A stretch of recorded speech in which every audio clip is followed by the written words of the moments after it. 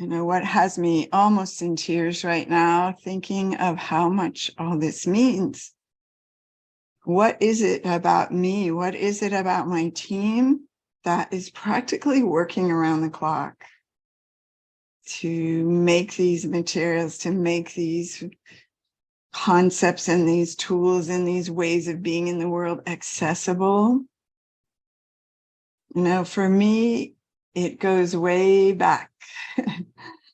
It goes back to,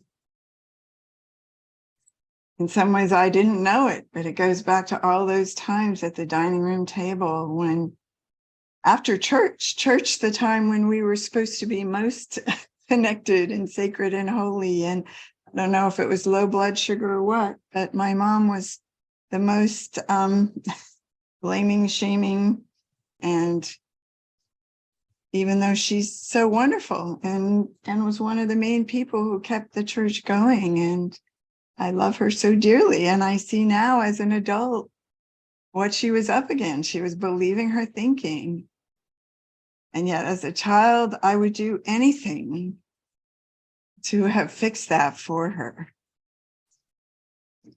to get her back, that wherever she went when she was in those ragey places, when she was hard on herself, when she was hard on others, when she was judgmental. And I, as a child, would turn it on myself and believe there was something wrong with me, try to turn myself into a pretzel, to do anything to get her back, and then continued that throughout, friendships as school went on, especially when men came into the picture, because I was so attached to my mom, and it was all about pleasing her. And then it was kind of like I handed it to men. And then it was all about pleasing them. What did I have to do? One of those memories for me is a boyfriend who I was told, I never confirmed it, kissed someone at their band practice who was actually visiting at my house, and went over to watch the band practice. And instead of being really mad at him, I said, oh no, what's wrong with me that I'm not enough?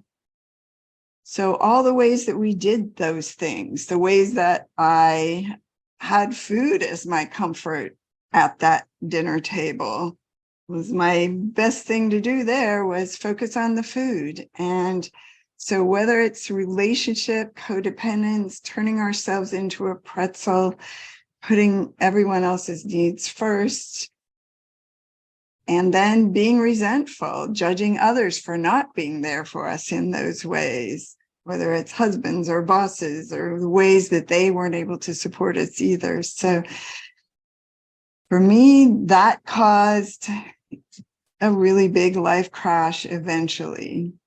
So many health problems as a young adult that started to add up over time. So many ways that everything crashed. And I want to, take you with me to the moment where I knew I had to get me back.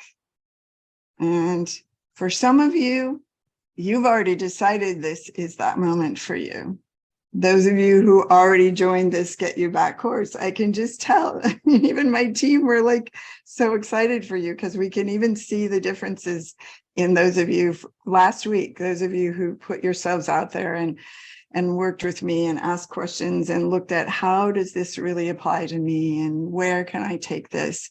Not just to go home and say, I'm going to watch those videos and use those tools, but I'm going to put myself in here. And I had to, do that.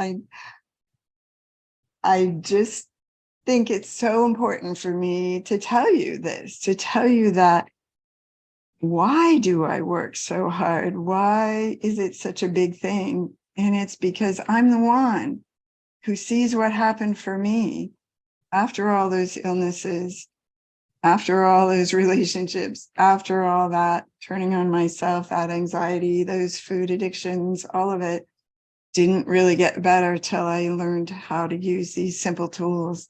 And then it got so much better than I could have imagined. So it still goes back to a moment I talk about that my marriage, I was hoping was just about to turn around after having left my job due to illness.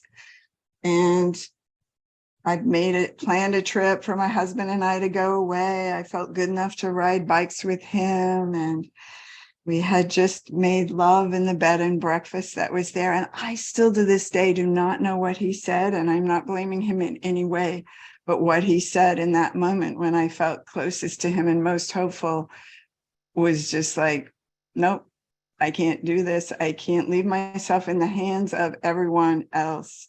It's not him. He's not the one that's going to fix it. It's got to be me.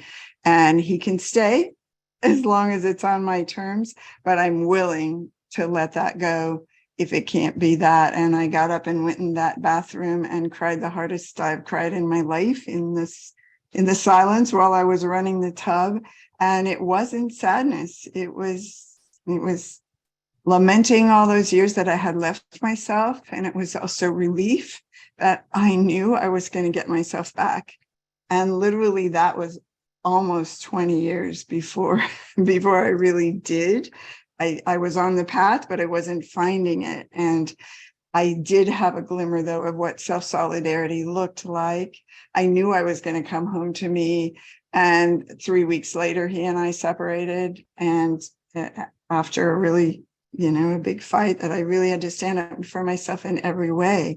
And now it comes down to such things where I don't have any of you ever, for example, even gotten a text that you're like, oh, I don't want to read that, or an email where you're afraid it's going to be bad news, or a phone call from somebody that has a wash of terror run over you and you feel it in your body. Well, I don't have that very much anymore. And even when I do, I stop. I don't force myself to answer that call like I used to do. What do I have to do damage control and get out there and fix it right away? Or I would avoid it for days on end. Instead, now I go, okay, wait, what do I need to do to help these littlest parts of me to know that I'm going to be okay no matter what? To really have the tools to say, oh, what is it about that call or that email that is scaring me? Get that on paper, see where I'm being hard on myself, see where I'm being hard on the others too. So it's just really so much fun and so amazing to have the tools to know what to do with this. And I just feel like, from the start, when I went through my slide, the show the other day and told my journey about how it was not just learning the work, it was a complete paradigm shift. It was like, oh, wow, whatever upsets me holds the key. Anytime I have an emotional charge, and I'm one who works a lot in my body because of chronic illnesses and pain, which are basically non-existent now, but it was so much, I'm so aware because I feel so good all the time, both emotionally and physically, that when I don't, I'm like, okay, what's that? Okay, wait, I'm feeling that in my stomach. What's going on? What did I just tell myself? And usually I can get through it like that. But if I'm really triggered or have a really good teacher, like you all mentioned, my neighbor, I'll put it on paper. I'll work it. I'll go as deep as I can. And then it's just that the thing is totally different. And so I needed a name for it, and I called it the reliable symmetry of happiness, because it was so reliable. It was like not like I had to go out and try to believe something that never worked for me. It was like, if I put this on paper, if I ask the 4 questions, if I turn it around, or if I go into the wheel of self-love, find my innocence, face my fears, give myself what I needed from them, it's cooked, it's done, it's 100%, it's reliable. If you work it, it works. So for me, when I got this, my daughter, she was 13, and I knew there was nothing better I could do for her than to do this work for myself. So if you are thinking that children or grandchildren or whatever, that they need you, they need your time, or that you don't have time or you don't have money, just remember this frees up a lot of time and also moves you into prosperity. And that, for me, it was the best thing I ever